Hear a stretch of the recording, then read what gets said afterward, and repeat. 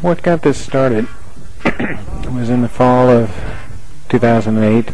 Jeremy DeWeese, a photographer in St. Louis, who's involved with the American Society of Media Professionals, decided to kick off something called 24-Hour Cure to raise funds for diabetes, and he basically asked a number of photographers in St. Louis, of which I was one, to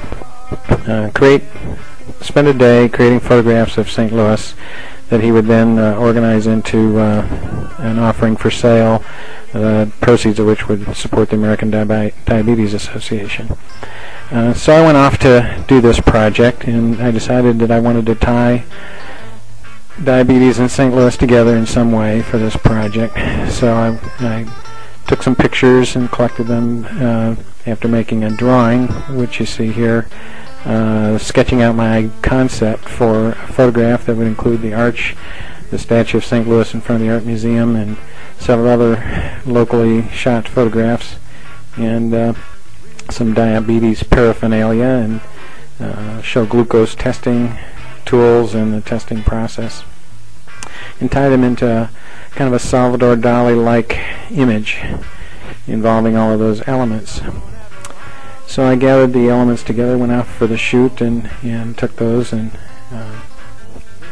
you see here an image of my own glucose testing meter, an image that I took for Missouri Women in Trade calendar of a female carpenter who was holding her hand out in a way that I thought would allow me to prick her with the sword from the statue of St. Louis to draw blood for doing the glucose testing.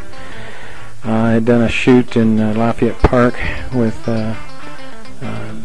Jenna Jenkins, who was a wonderful model who, despite that, was unsuccessful in turning the frog she was kissing into a handsome prince, so she relaxed on the back of the frog, but I thought she'd look a little better relaxing on the top of the arch.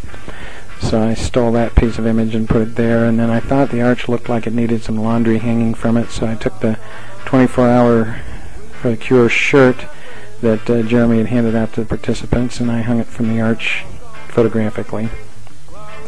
And there you have that image. And then afterwards I thought, well, I want to take an image of the arch that no one's ever taken, and while that one certainly fit that bill, it wasn't quite as artistic as I would have liked, so I went ahead and took another abstract view of the arch, and that's the second one you see, with the view of the arch from under the ground, which I did by putting a piece of reflective glass up next to the foot of the arch and showing the reflected image as it would look from underground in the glass, and created an abstract view of the arch.